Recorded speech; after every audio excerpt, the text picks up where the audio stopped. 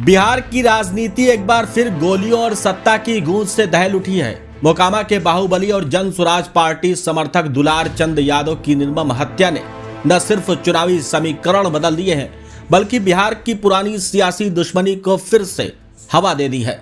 गुरुवार को तार बसावन चक इलाके में जन स्वराज उम्मीदवार पीयूष प्रियदर्शी के चुनाव प्रचार के दौरान दुलार चंद यादव पर गोलियां चली और फिर गाड़ी से कुचलकर हत्या कर दी गई।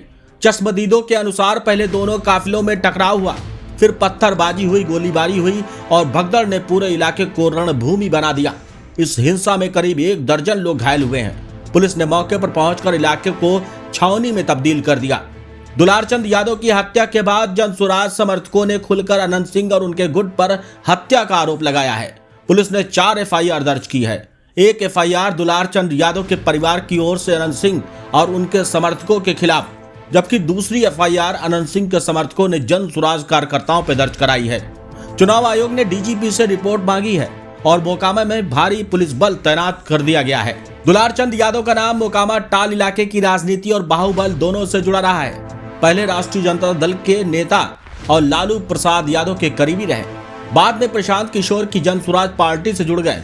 पीयूष प्रियदर्शी के चुनाव प्रचार की कमान संभाल ली। 1991 से उनके खिलाफ कई आपराधिक मामले दर्ज रहे। हत्या, अपहरण, जबरन वसूली, जालसाजी और अवैध हथियार रखने के बड़े आरोप लगे।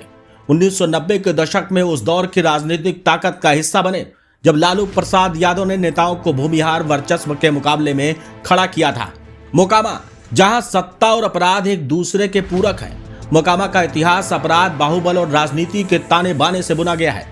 1952 से अब तक की सीट भूमिहार प्रभुत्व वाली रही है। यहाँ शायद ही कोई विधायक ऐसा रहा हो जो बिना आपराधिक रिकॉर्ड के सत्ता में आया हो। इसलिए मोकामा को लोग भूमिहारों की राजधानी भी कहते हैं। मोकामा के सबसे कुख्यात लेकिन लोकप्रिय चेहरों में से एक है अनंत सिंह, जिन्हें लोग छोटे सरकार कहते हैं। 2005 के बाद उन्होंने मोकामा पर नियंत्रण जमाया और भूमिहारों की पुरानी सत्ता को फिर से खड़ा कर दिया। उनके खिलाफ 50 से अधिक मामले दर्ज हैं। हत्या, अपहरण, रंगदारी, हथियार तस्करी तक के बड़े आरोप लगे हैं। 2015 में हथियार बरामदगी मामले में गिरफ्तारी भी हुई। 2019 में AK-47 और ग्रेनेड की बरामदगी हुई। 2022 में UAPA के तहत 10 साल की सजा मिली। लेकिन 2024 में पटना हाईकोर्ट ने सबूतों के अभाव में अनंत सिंह को बरी कर दिया, जिससे वे फिर से चुनावी मैदान में डट गए। इस बार अनंत सिंह जदयू के टिकट से मैदान में है।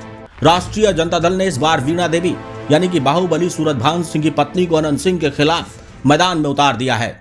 सूरजभान सिंह खुद 26 आपराधिक मामलों का सामना कर चुके हैं, जिनमें पूर्व मंत्री ब्रज बिहारी प्रसाद की हत्या जैसे बड़े केस भी शामिल हैं। हालांकि उन्हें 2024 में सुप्रीम कोर्ट से बरी कर दिया गया। सूरजभान ने 2000 में निर्दलीय जीत से मोकामा की राजनीति में धमाका किया था और अनंत सिंह के बड़े भाई दिलीप सिंह, तब वो मंत्री हुआ करते थे, उनको हराया था। अब उनकी पत्नी वीणा देवी मोकामा में राष्ट्रीय जनता दल की नई सियासी मोर्चा संभाल रही है। प्रशांत किशोर की जन स्वराज पार्टी चुनाव में अपराध के खिलाफ अभियान चला रही है। उनके उम्मीदवार पीयूष प्रियदर्शी, जो एक अति पिछड़ा वर्ग से हैं, शिक्षा, स्वास्थ्य और रोजगार पर फोकस कर रहे हैं। उनका कहना है कि मोकामा बिहार का स्थायी जंगल राज बन चुका है, इसे अब बदलना ही होगा। लेकिन दुलारचंद यादव की हत्या ने इस परिवर्तन के नारे को खून से रंग दिया। बिहार की राजनीति में बाहुबल, जाति और